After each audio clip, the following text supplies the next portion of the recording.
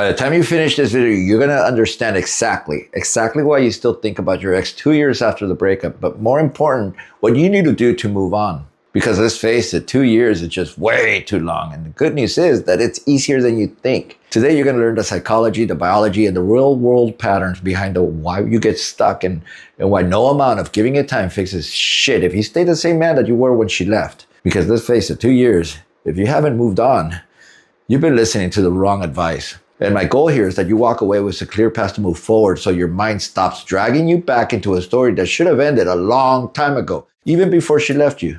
So now let's get into it. As a divorce and recovery coach, I study broken hearts. The age that most researchers quote, including myself, is that 2 years to get over a broken heart. 2 years is long enough, but I've met many guys that 10 years later are finding themselves in some deep pain and dread. That's no longer love, that's an obsession. You gave it your all, and in many ways, it's like raping of your soul. You learn regret, sacrifice, true loss. You wait, and you're gonna scar. And that's the thing about scars, that although they look tougher and harder than skin, it's actually just dead tissue. And if it is your skin, it's only 70% as strong as intact skin. So you have to do something. And don't get me wrong, we all think about our ex. It's the loss of our innocence that hurts us. That strange curiosity of the what is. But you can't continue to try to replace her. I've heard children having to tell their parents to just get over her, that it's time to let go. You're hurting them now. It's no longer about the two of you. It's much more than that. Many men are wasting their life away under the false narrative that she's still your spouse. Really? So you're saying that if she wasn't your spouse, you just stopped loving her? It's not like that. You're stuck now because that version of you that was with her was never replaced. So your mind keeps going back to rescue that identity that died. That's what people that love you are too afraid to say. So instead, they say to heal, to move on, or to just get over her, like it's some switch that you could flip on and off. But what they're really saying is the nice way or the politically correct way of saying that they're sick of hearing about your shit. Being stuck is neurochemistry. It's those imaginary particles that we can't see, but they're inside us that have changed or are changing the structure of our brain. You wait, and you're gonna need a physician because even antidepressants, they take time. Months even to kick in. You're not stuck on her. You're stuck reminiscing about someone that you think had their shit together. You're stuck missing your confidence. You're stuck in a past too scared to look forward. You're stuck in the mindfucks and that horrible idea of what she could be doing right now. You're stuck in what could have been rather than what could be. You're stuck just like that alcoholic that's told just to drink in moderation because there's a word for you. Limerence. You're not playing catch up. You're not even asking to slow down. What you're doing, what you're trying to do is the impossible, to reverse time. You chase unresolved narrative, chase unfinished business. You're trying to resurrect that version that died inside, that relationship. And because you never became someone new, the old identity, it keeps haunting you. That's why you're still thinking about her 2 years later, not because of love, but because of unfinished reconstruction of yourself. And the reason it's still chasing after 2 years is because you never became someone new. You never replaced the identity that collapsed. That's why you're here. And here's the thing, that if you don't change the man, the memory will never fade because you'll be too busy looking backwards rather than forward. You have a choice. It's one or the other, but you can't have both. If you never reinvent that plane, it can't land and your brain will always keep circling and circling that same airport until you run out of fuel. You're not here to get over her. You're here to reinvent yourself. So how do you begin? 2 words. Finding direction. Knowing why you're stuck doesn't matter if you don't know what to do next. Understanding the psychology behind it isn't enough.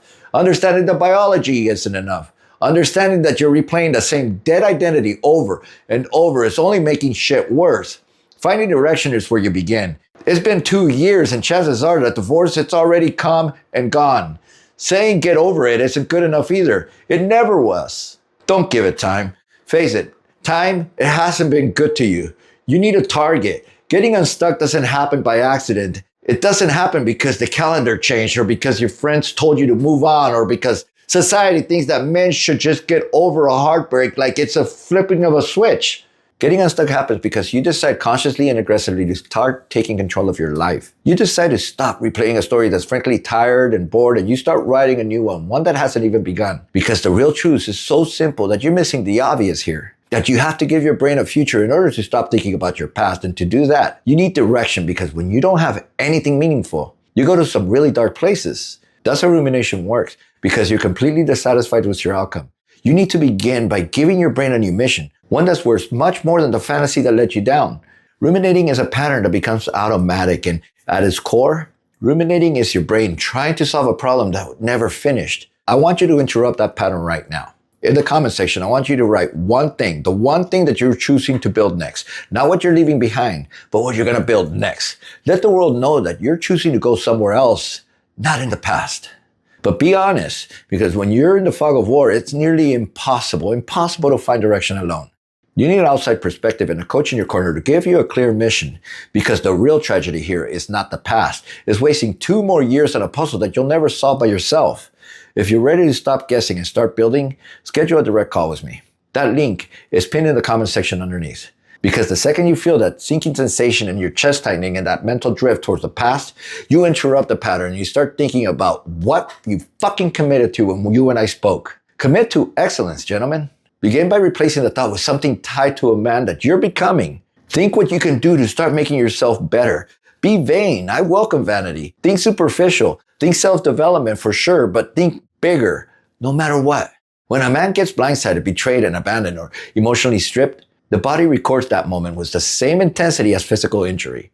The nervous system remembers this shock. The ego remembers the collapse. The emotions remember the fear, the confusion, and the loss of control. That imprint becomes a loop because the brain keeps revisiting the moment where the damage occurred, trying to understand, trying to stabilize it, trying to make sense of the impact.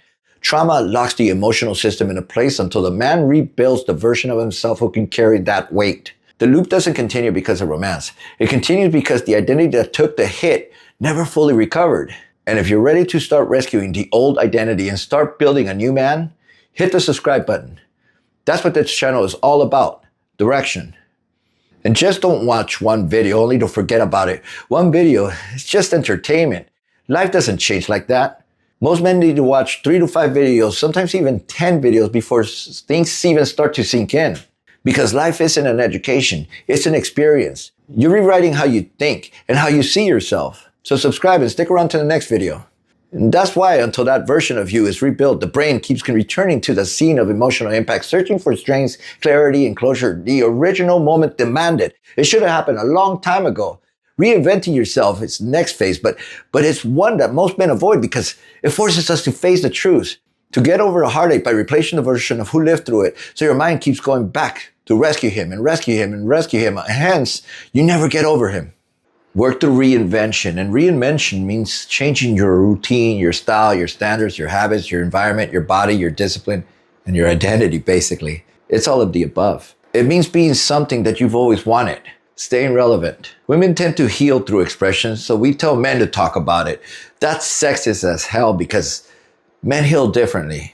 Men heal through direction. You need to become someone that the old version of you would say, yeah, I like that guy. Recovery is not fixing the wound. Recovery is about becoming the man who no longer identifies with the person who got hurt. Anything else, just excuses. Your dopamine tanks so you can't feel pleasure or motivation. Your serotonin crashes so your mood swings all over the place. Cortisol spikes so you feel stressed and exhausted. At the same time, norepinephrine goes unstable so you can't focus. Your sleep falls apart. Your adrenal gland stays on high alert. To add insult to injury, your testosterone tanks, thereby making you feel like half the man because your biology hasn't calibrated. That's it. It's all a vicious cycle. This is why mornings feels heavy, why nights feel lonely. This is why you don't trust yourself. This is why everything feels harder. The solution is not emotional, it's physical. You need to train, you need to lift, you need to run. You need sunlight, you need to sleep, you need real food. And when you exert yourself, your chemistry shifts. When your chemistry shifts, your thoughts begin to shift. And when your thoughts shift, your identity shifts. Most men believe that fitness is all about looking good, but have no clue that it's the foundation of psychological recovery. This is where the happy formula comes in, and it's the part that no one tells you. The formula for happiness is enjoyment plus satisfaction plus purpose. And most men, they can find enjoyment. Some can find satisfaction, but purpose is the part that separates the men who rebuild their lives from the men who just stay stuck for a decade. Enjoyment is doing something that feels good. Satisfaction is doing something that makes you proud. But purpose is doing something that drives you to become someone else. Purpose tells your brain where it's going next. Purpose becomes your emotional anchor, your mind attaches to, so it finally has someplace stronger to chase than your past. That's it. That's the nutshell of this entire video. That's why you're stuck, because your past, good or bad, is more enticing than your future right now. You lost who you were. If you don't build purpose, your brain will keep circling to the old life because it has nowhere else to go. Purpose ends limerence. Purpose ends rumination. And purpose kills nostalgia because it gives the mind a mission heavy enough to replace the fantasy.